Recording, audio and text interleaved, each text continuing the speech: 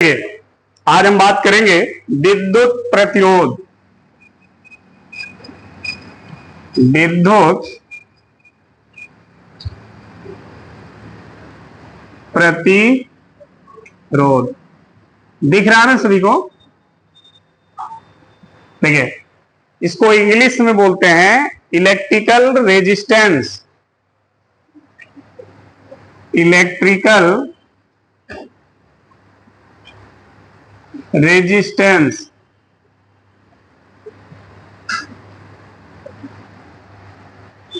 ठीक है। देखिए, समझिए इसको, प्रतिरोध, ठीक है। यहां पर विद्युत का तात्पर्य विद्युत धारा से है, समझना। विद्युत का जो तात्पर्य यहां पर है वो विद्युत धारा से है। प्रतिरोध का तात्पर्य रुकावट से है। किससे है? रुकावट। जैसे आप रोड पे जब जाते हो, कहीं रोड टूटा है या कहीं घनी आबादी हो, तो वहां पर लिखा होता है गति के लिए अवरोध है, कृपया धीरे चलें। अवरोध शब्द लिखा होता है। अवरोध का मतलब रुकावट, ठीक है। उसी तरह से यहां प्रतिरोध लिखा है। प्रतिरोध का भी अर्थ वही है, रुकावट। यानी जो विद्युत धारा के प्रवाह में क्या करे? रुकावट पैदा करे। जो विद्युत धारा के प्रवाह में रुकावट पैदा करता है उसका नाम है विद्युत प्रतिरोध। ये चीज अपने दिमाग में रखिए। ये जो सेंस हमने आपको बताया कि विद्युत प्रवाह में जो रुकावट पैदा करे उसी का नाम है विद्युत प्रतिरोध। यानी इसका काम है, यही है। इसका काम यह है कि किसी तार में अगर धारा बह रही है तो यह प्रतिरोध बहने वाली धारा की गति को क्या करेगा? धीमा कर देगा।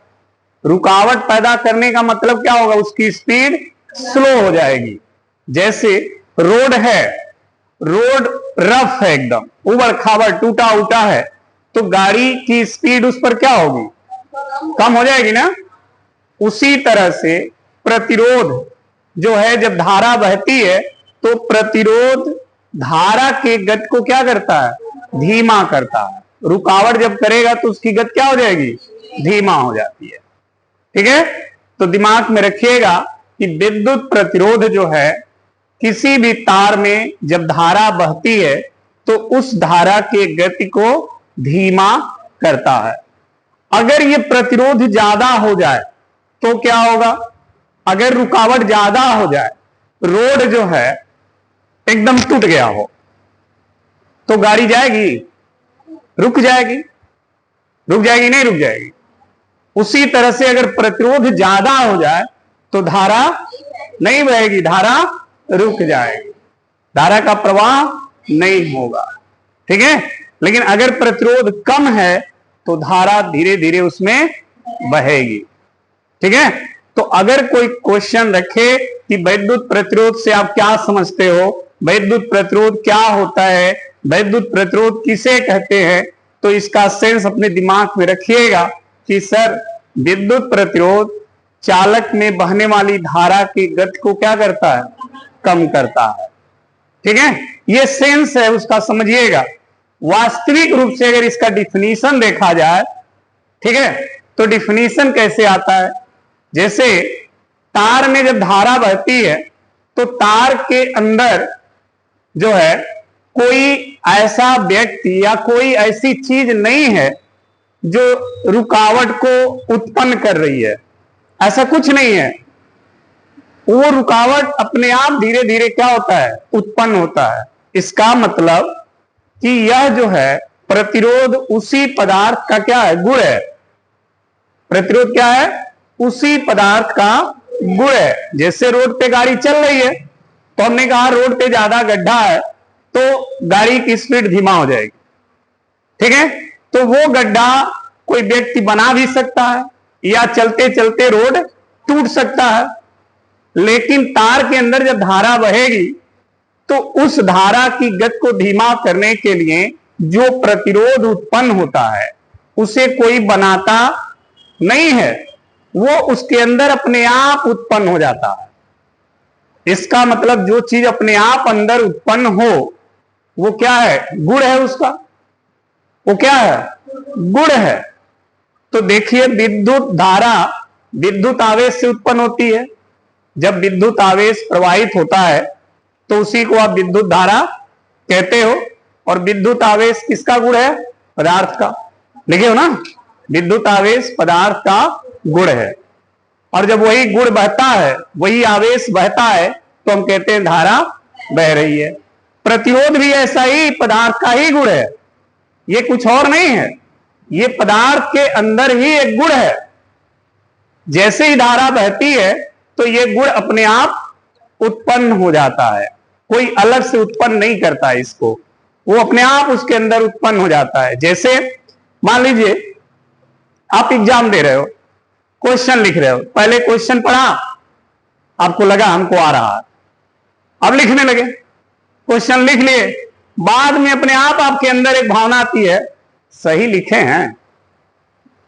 अब सोचिए, दोनों चीज आप ही के अंदर हो रहा है। एक पहले आया कि लिख डालो सही है, और लिखने के बाद वही अपने अंदर उत्पन्न हो जाता है सही लिखे हैं, गलत तो नहीं होगा, चेक कर ले। तो दोनों गुण आप ही के अंदर उत्पन्न हो रहा है कि नहीं हो रहा? एक अच्छा भी और एक बुरा भी। तो उसी तरह से पदार्थ के अंदर भी कई गुण हैं, उन्हीं में से एक गुण हमारा विद्युत प्रतिरोध भी है। ये अपने आप जब धारा बहेगी तभी ये उत्पन्न होगा, धारा नहीं बहेगी तो ये गुण उत्पन्न नहीं होगा। ठीक है? तो अगर कोई प्रश्न करे विद्युत प्रतिरोध किसे कहते हैं, तो सिंपल शब्दों में लिखिए, सर विद्युत प्रतिरोध पदार्थ का ही एक गुण होता है। जब ये उत्पन्न होता है तो धारा की गति धीमा हो जाती है। धारा की गति क्या हो जाती है? धीमा हो जाती है। ये धारा की गति को धीमा कर देता है। ठीक है? अब रह गई बात, इसका मान कितना होता है? तो ओम के नियम से V बराबर I इंटू आर होता है, यही R प्रतिरोध है। तो R बराबर क्या हो जाएगा? V बटा यही इसका मान है। ठीक है? समझ में आ गई बात? तो ध्यान से सुनिएगा, विद्युत प्रतिरोध पदार्थ का एक गुण है जिसके उत्पन्न हो जाने से धारा की गति क्या होती है? कम हो जाती है, या धारा की गति धीमा हो जाती है। ठीक है? इसका मान चालक के सिरों के बीच के विभव और उसमें बहने वाली धारा के अनुपात के बराबर होता है। इसका मान जिस चालक में धारा बह रही है उस चालक के सिरों के बीच का विभव और उसमें जो धारा बह रही है वो धारा, दोनों के अनुपात के बराबर होता है इसका मान। ठीक है? तो नोट करें, लिखें, विद्युत प्रतिरोध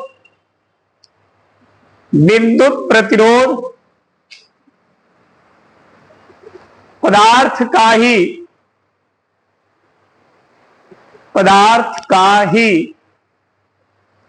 एक गुण होता है। विद्युत प्रतिरोध पदार्थ का ही एक गुण होता है जिसके कारण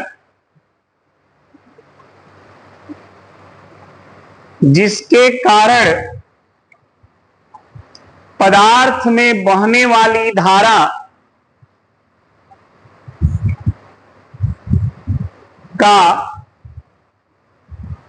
का यह विरोध करता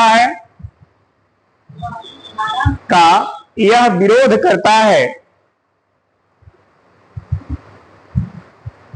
जिससे धारा की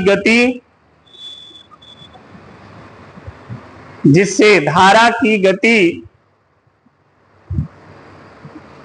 कम हो जाती है।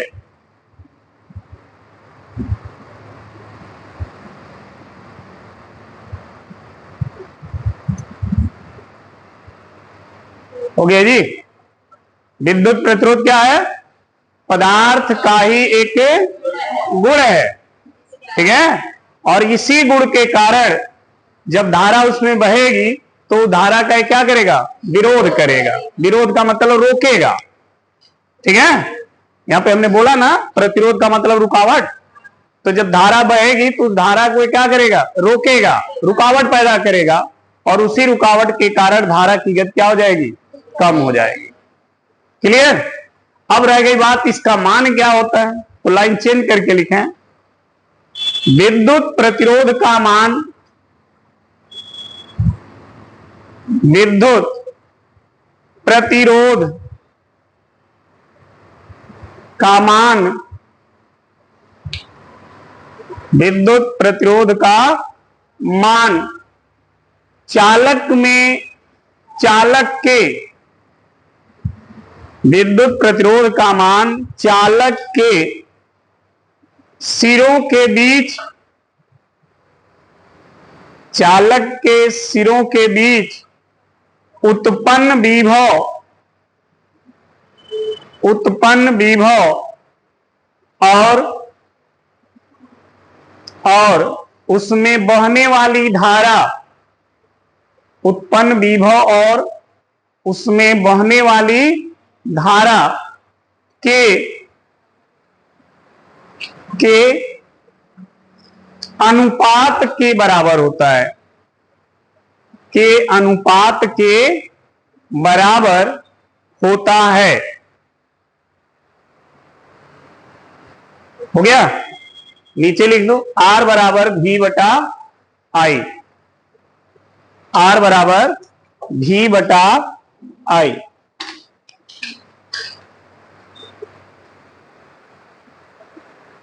हो गया जी? समझ में आ गया? विद्युत प्रतिरोध क्या है? देखिए पूरा इलेक्ट्रिक सर्किट में इसका बहुत बड़ा योगदान है प्रतिरोध का। कोई भी उपकरण कितना ही छोटा हो वो बिना प्रतिरोध का नहीं हो सकता। उसका प्रतिरोध होगा, कम होगा, बहुत कम होगा, लेकिन जीरो नहीं हो सकता। क्यों? क्योंकि कोई भी अगर कोई भी तार कितना ही छोटा हो, कितना ही छोटा हो, वो बना किसका होगा? पदार्थ का। और जब पदार्थ का बना होगा तो प्रतिरोध पदार्थ का ही क्या है? गुण है। तो ये गुण उसके अंदर होगा कि नहीं होगा? होगा। तो अगर कोई कहे कि कोई तार है, इस तार का प्रतिरोध जीरो है, तो समझ लीजिए वो झूठ बोल रहा है। कभी प्रतिरोध जीरो नहीं हो सकता। प्रतिरोध होगा, कम होगा, बहुत कम होगा, आप उसको नहीं मान सकते हैं, लेकिन जीरो नहीं, जीरो नहीं कहेंगे, ठीक है। कितना हो छोटा उपकरण हो, चाहे कितना हो छोटा तार हो, प्रतिरोध होगा उसका। क्लियर? चलिए, तो R बराबर V बटा I इसका मान है। अब इसका मात्रक क्या होगा? यही इसका मात्रक भी लिख लेते हैं। देखिए SI मात्रक, ध्यान देना, SI मात्रक क्या है? हाँ, विभव का मात्रक वोल्ट, तो वोल्ट हो गया प्रति, I का मात्रक एम्पियर, तो वोल्ट प्रति एम्पियर हो गया। इसी को एक शब्द में हम क्या कहते हैं? ओम। क्या कहते हैं? ओम को ऐसे प्रदर्शित किया जाता है, ठीक है। यानी एक ओम बराबर होता है 1 वोल्ट प्रति एम्पियर। ये 1 ओम का मान है, ठीक है। इसके बाद देखो विमीय सूत्र, R का विमीय सूत्र क्या होगा? विमीय सूत्र, तो देखो वोल्टेज का विमीय सूत्र आप लिखे हो, क्या होता है विभव का विमीय सूत्र? है विभव का विमीय सूत्र पढ़ नहीं रहे हो तुम लोग? देखो समझो, V बराबर होता है W/Q, ये सूत्र है विभव का, सही है। W क्या है? किया गया कार्य, और कार्य का विमीय सूत्र ml² T पे -2, ये कार्य का विमीय सूत्र है।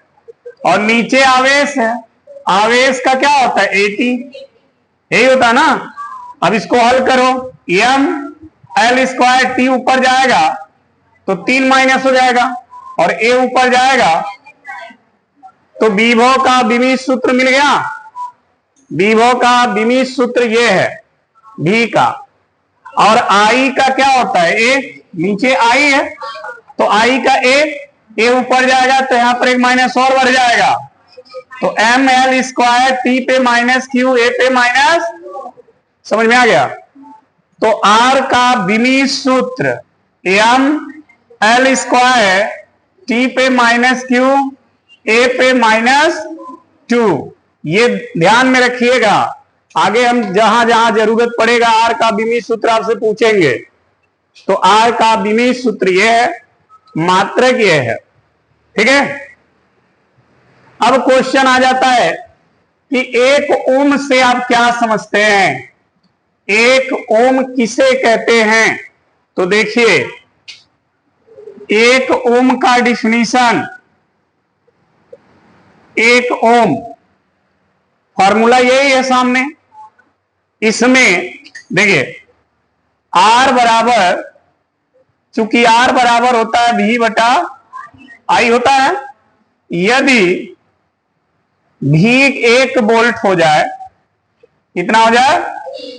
और I जो है 1 एम्पियर अगर हो जाए तो R कितना हो जाएगा? 1 ओम हो जाएगा, नहीं हो जाएगा? अगर इस सूत्र में V का मान 1 वोल्ट और I का मान 1 एम्पियर रख दें तो 1/1 क्या आएगा? 1, R का मान 1 ओम हो जाएगा। अब इसी चीज को शब्दों में लिखना है, कैसे? देखिए, इन्वर्टेड कामा लगाएंगे और इसमें लिखेंगे, यदि किसी चालक के सिरों के बीच का विभव क्या हो? 1 वोल्ट, 1 वोल्ट हो, तथा उसमें बहने वाली धारा क्या हो? 1 एम्पियर हो, 1 एम्पियर हो, तो उस चालक का प्रतिरोध 1 ओम कहलाएगा, ठीक है। उसका प्रतिरोध 1 ओम कहलाएगा। अगर किसी चालक के, मान लो ये चालक है, इस चालक के सिरों के बीच का विभव 1 वोल्ट हो जाए और इसमें 1 एम्पियर की धारा बहे, तो इस तार का प्रतिरोध कितना हो जाएगा? 1 ओम। तो अगर क्वेश्चन पूछा जाता है 1 ओम से क्या समझते हैं, तो आप ऐसे 1 ओम को एक्सप्लेन कर सकते हैं, ठीक है। नोट कर डालिए।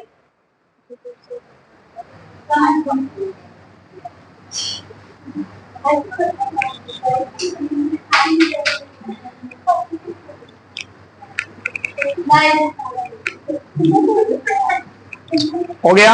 अब देखिए, वैद्युत परिपथ में जो वैद्युत परिपथ बनाया जाएगा, उस वैद्युत परिपथ में प्रतिरोध को कैसे दर्शाया जाता है, क्या सिंबल वहां पर बनाया जाए ताकि आपको पता चल जाए कि ये प्रतिरोध है, ठीक है। तो देखिए, विद्युत परिपथ में प्रतिरोध को से दर्शाया जाता है। ठीक है, वैद्युत परिपथ में जहां प्रतिरोध होगा वहां पर इस तरह का डिजाइन बना होगा। समझ लीजिएगा कि ये क्या है, प्रतिरोध है।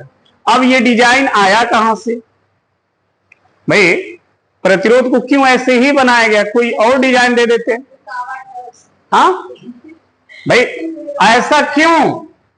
प्रतिरोध का ऐसा हूं कोनो डिजाइन बन जाता तो नहीं ठीक रहा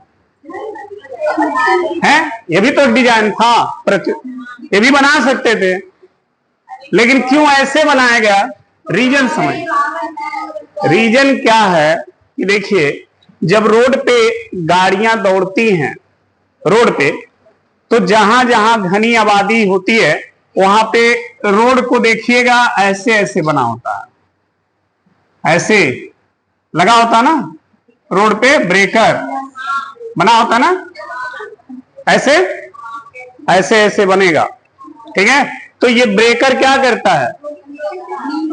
बाइक या जो भी व्हीकल्स हैं उनके गति को धीमा करता है। ये गति को धीमा करता है और प्रतिरोध धारा के गति को धीमा करता है। समझ में आ रही बात? ये रोड पे जो ब्रेकर लगा है, ठीक है, वो क्या करता है? गाड़ी के गति को धीमा करता है और वैद्युत प्रतिरोध धारा के गति को धीमा करता है। क्लियर? तो दोनों गति को ही धीमा करते हैं। जबकि ब्रेकर का डिजाइन ऐसे है, तो इसी डिजाइन से प्रतिरोध का डिजाइन बनाया गया है, इसी से लिया गया है वो। ठीक है, क्योंकि इसका और इसका दोनों का काम क्या है? सेम है। दोनों का काम क्या है? सेम है, गति को धीमा करना।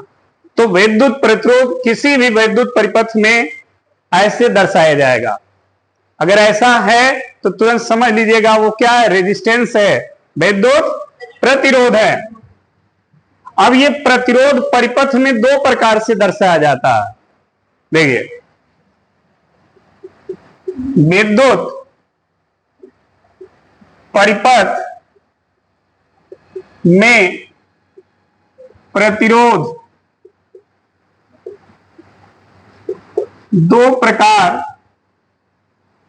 से दर्शाए जाते हैं। ये दो प्रकार से दर्शाए जाएंगे। एक जो प्रकार है वो ये वाला है, यही चीज जो बना है, ठीक ऐसे। और दूसरा जो प्रतिरोध है ऐसे। समझ गए होंगे? देखो तीर लग गया यहां। संधारित्र में एक बार तीर लगा था ना, उसका मतलब क्या था? उस संधारित्र को क्या बोलते थे? परिवर्तित संधारित्र। सब भूल जाओ, उस संधारित्र का नाम था परिवर्तित। तो यहां पर प्रतिरोध में तीर लगा है, मतलब परिवर्तित प्रतिरोध। इसका मतलब है परिवर्तित प्रतिरोध। ये ऐसा प्रतिरोध है जिसका मान समय के साथ क्या होगा? बदल जाएगा। ठीक है, और ये प्रतिरोध ऐसा है जो नियत है, नियत प्रतिरोध। समय कुछ भी हो जाए इसका मान नहीं बदलेगा। समझ में आ गया? तो विद्युत परिपथ में अगर इस तरह का डिजाइन बना है तो वो कहेंगे नियत प्रतिरोध है। इस तरह का डिजाइन बना है, परिवर्तित प्रतिरोध है। ठीक है, दोनों में अंतर, इसका मान समय के साथ और इसका मान समय के साथ बदल जाएगा। ठीक है, तो दो तरह से परिपथ में दर्शाया जाएगा। नोट कर लीजिए। देखो, ये जो प्रतिरोध है जिसका हम लोग जिक्र कर रहे हैं कि प्रतिरोध धारा के गति को धीमा करता है, ठीक है, इसका यूज क्या है? इससे हमें और आपको क्या फायदा होगा? क्या नुकसान होगा यह भी जानना बड़ी जरूरी है। जो प्रतिरोध है, ठीक है, इससे आपको फायदा होगा तो क्या होगा और नुकसान होगा तो क्या होगा, ठीक है। तो देखिए, नुकसान यही होता है कि जब प्रतिरोध ज्यादा होगा, धारा धीमा बहेगी, तो विद्युत ऊर्जा का खर्च ज्यादा होगा, और विद्युत ऊर्जा का खर्च ज्यादा होगा तो बिजली का बिल ज्यादा आएगा। यह आपका नुकसान है। वह उपकरण जल्दी खराब हो जाएगा, यह आपका नुकसान है, ठीक है। लाभ क्या है प्रतिरोध ज्यादा होने से? लाभ यह है कि आप प्रतिरोध ज्यादा होने से आपको ऊष्मा प्राप्त होगा, विद्युत ऊष्मा। जैसे हीटर, हीटर से आपको फायदा यह है कि आप खाना बना लेते हो, ठीक है। बिजली का बल्ब, 100 वाट का जो बल्ब आता है, उससे यह फायदा है कि आपको रोशनी मिल जाती है। प्रेस, आपको यह फायदा है कि कपड़ा प्रेस हो जाता है, ठीक है। गीजर, पानी गर्म हो जाता है। समझ में आई बात? तो ऐसे उपकरण जो हैं जिससे आपको फायदा होता है, और ये सभी उपकरण प्रतिरोध ज्यादा होने पे काम करते हैं। जितना अभी हमने बताया, हीटर, बल्ब, गीजर, प्रेस, ये सब प्रतिरोध ज्यादा होने पर काम करते हैं, ठीक है। इनका प्रतिरोध ज्यादा किया जाता है तभी ये उपकरण काम करेंगे, नहीं तो काम नहीं करेंगे, ठीक है। मीटर में बिल ज्यादा आएगा, वो नुकसान है आपका। अब रह गई बात, कैसे ये काम करते हैं प्रतिरोध ज्यादा होने पर। देखिए, जब प्रतिरोध ज्यादा होगा तो धारा की गति क्या होगी? कम हो जाएगी, धीमा हो जाएगी। धारा धीरे धीरे उस तार में बहेगा। जब तार में धीरे धीरे धारा का प्रवाह होगा तो तार क्या होगा? हीट होगा। तार क्या होगा? हीट होगा। जैसे रोड है और रोड एकदम रफ है, उस पे गाड़ी चला रहे हो धीरे धीरे, तो गाड़ी क्या होगी? गर्म होगी कि नहीं होगी? होगी ना। गाड़ी गर्म होगी, धीरे धीरे चलेगी, कहोगे बड़ी समय से चला रहे हैं, गाड़ी हीट हो गई।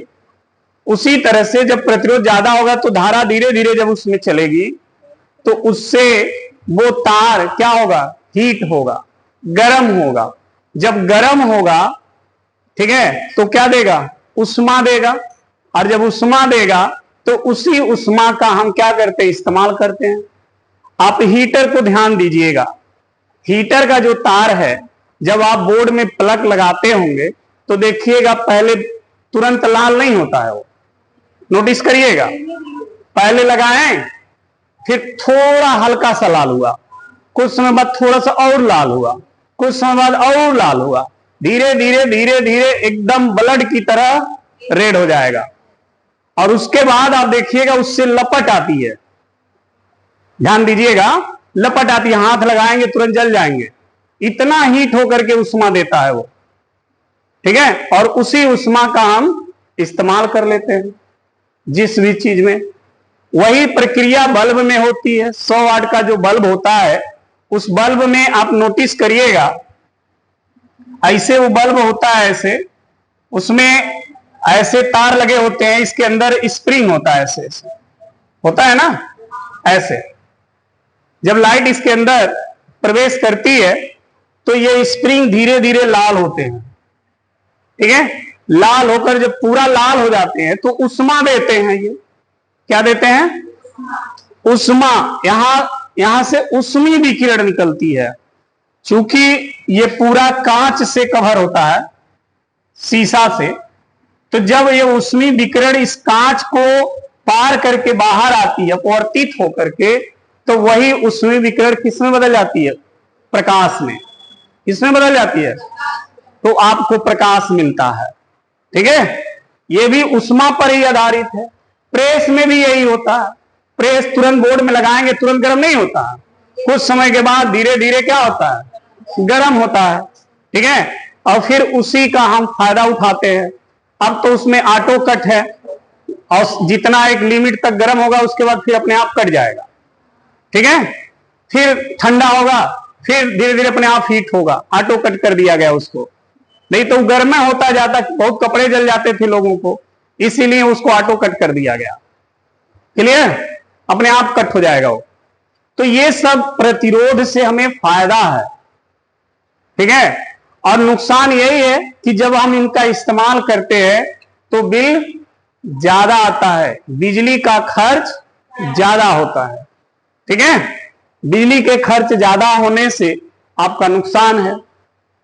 कोई भी उपकरण जब आप खरीदेंगे, कोई भी विद्युत उपकरण, तो उस पर लिखा रहता है कि वो कितनी बिजली खर्च करेगा, उस पर लिखा रहेगा, वाट में लिखा रहता है, ठीक है। वाट, 20 वाट, 50 वाट, 100 वाट, 200 वाट, वो लिखा रहेगा। उसका मतलब है कि वो 1 सेकेंड में उतना ऊर्जा खर्च, अगर 50 वाट लिखा है उस पे, तो समझ लीजिए पर सेकेंड वो 50 जूल ऊर्जा क्या करेगा, खर्च करेगा पर सेकेंड। अगर 120 वाट लिखा है तो इसका मतलब पर सेकेंड वो 120 जूल ऊर्जा खर्च करेगा। तो उपकरण खरीदते समय आपको ध्यान रखना चाहिए कि कहीं हम ऐसा उपकरण तो नहीं खरीद रहे हैं कि बिजली का खर्च ज्यादा कर रहा हो, काम कम करे और बिजली का खर्च ज्यादा करे, कहीं ऐसा उपकरण तो नहीं ले रहे हैं, या हमें कम ही खर्च की उपकरण चाहिए, हम अधिक खर्च वाला उपकरण तो नहीं ले लिए। ये सब ध्यान देना चाहिए। इन्हें आंख मूंद के गए और कौन उठा के ले चले आए, तो घर लाएंगे तो पता चला वो बिजली का ज्यादा खर्च कर रहा है, आपको कम ही वाला चाहिए और आप आवश्यकता से ज्यादा ले लिए, तो हर महीने बिल आपका ज्यादा आएगा, ठीक है। तो वो वाट देखिए, एक छोटा सा देखिए, इस पे हमने लिया ना, देखिए इस पे लिखा है, देखिए पढ़िए क्या लिखा है, 20 वाट लिखा है, देखो लिखा है ना, ऊपर ब्लैक में लिखा, नीचे रेड में लिखा होगा वाट, लिखा है ना। इसका मतलब कि ये पर सेकेंड 20 जूल ऊर्जा खर्च करेगा 1 सेकेंड में। ऐसे ही सब पे लिखा रहता है। बल्ब आप जब लेते हो तो उस पे लिखा होता है ये वाला बल्ब 100 वाट, इसका मतलब पर सेकेंड 100 जूल ऊर्जा खर्च करेगा। अब इसको रिड्यूस करके एलईडी लाई गई, एलईडी आता है 7 वाट, आता है ना, सोचिए 7 वाट में और इस 100 वाट में, 100 वाट का एक बल्ब जलाएंगे तो एक ही कमरा उजाला होगा, 7 वाट का एक बल्ब जलाएंगे तब भी एक ही कमरा उजाला होगा। तो हमें इससे फायदा है, इससे 7 वाले से, क्योंकि 7 वाट का मतलब पर सेकेंड 7 जूल और 100 वाट का मतलब पर सेकेंड, तो बिजली का बिल किस में ज्यादा आएगा, 100 वाले में। जब हमारा काम 7 वाट से हो सकता है तो फिर हम 100 वाट का क्या करेंगे, ठीक है। तो पहले तो यही बना, बाद में ये आया संशोधन करके। अब देखिए अगर एक 100 वाट का बल्ब जलाएंगे तो 7 वाट के कितने बल्ब जल सकते हैं, सोचिए। हाँ, 7 वाट के कितने बल्ब जलेंगे इसमें, हाँ बोलो। भाई 7 से भाग दे दो, 100 है ना, 7 से भाग दे दो, अब इन 2 वाट बच जाएगा, 14 बल्ब जलेगा। एक बल्ब 100 वाट में 14 बल्ब एलईडी का जलेगा, यानी एक बल्ब 100 वाट का जला के एक कमरा उजाला करोगे, उतने में तुम 14 कमरा उजाला करोगे, अभी 2 वाट बच भी जाएगा। तो ये फायदा दिखा और इसी का फायदा तो सरकार भी उठाई, गवर्नमेंट देखो एलईडी हर जगह यूज कर दी, इसलिए हर रोड पे लाइट है। पहले हर रोड पे लाइट कहां थी, कहीं एकाध बल्ब जल रहा था तो जल रहा था। अब देखिए 100 में एकदम लग गया रोड पे लाइट, हर जगह लगा हुआ। क्यों? क्योंकि एक बल्ब में जब 14 वो एलईडी लग सकता है तो सोचिए सब 100-100 वाट को हटा दो और सब क्या लगा दो, एलईडी, ठीक है। बिजली का खपत क्या हो गया, कम।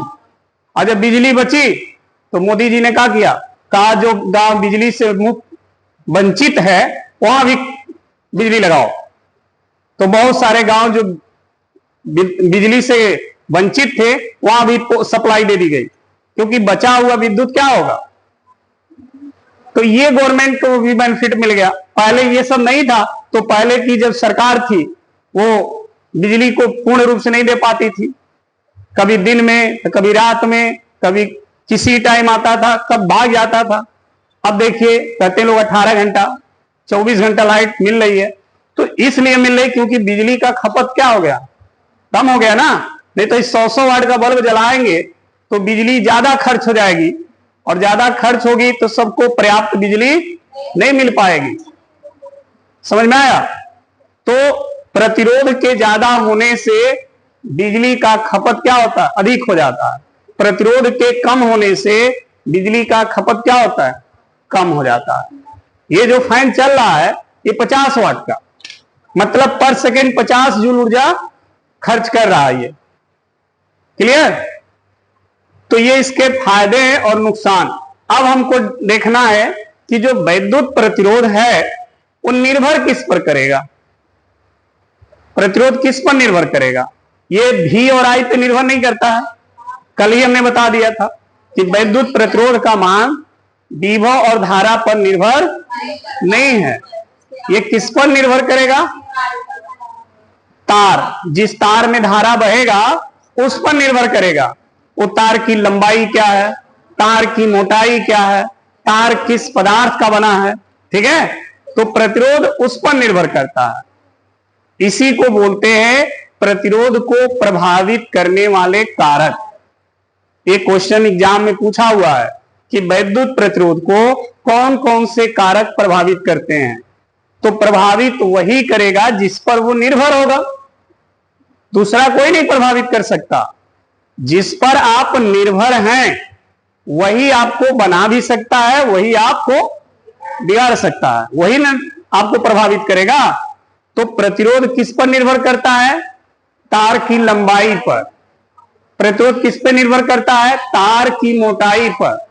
प्रतिरोध किस पे निर्भर करता है? तार के पदार्थ पर।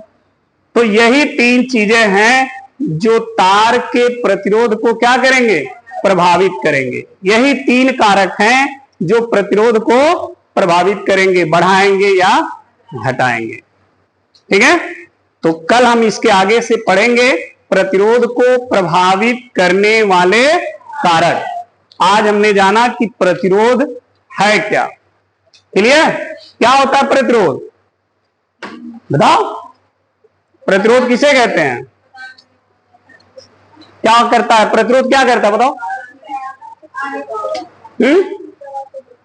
प्रतिरोध क्या करता है? बकलुल, धारा के गति को धीमा करता है। हम पूछ रहे हैं क्या करता है, तो धारा के गति को धीमा करता है। हम पूछे प्रतिरोध क्या होता है, तो सर प्रतिरोध पदार्थ का गुण है जिसके कारण धारा की गति क्या हो जाती है, धीमा हो जाती है। इसका मान क्या है, तो यह चालक के सिरों के बीच विभव और उसमें बहने वाली धारा के अनुपात के बराबर होता है। कोई बहुत बड़ा चीज नहीं है ये। प्रतिरोध का मतलब ही है रुकावट पैदा करना। और किसमें रुकावट पैदा करना? विद्युत धारा के प्रवाह में। और जब रुकावट पैदा करेगा तो धारा की गति क्या हो जाएगी, धीमा हो जाएगी। ठीक है? ठीक, तो कल फिर इसके आगे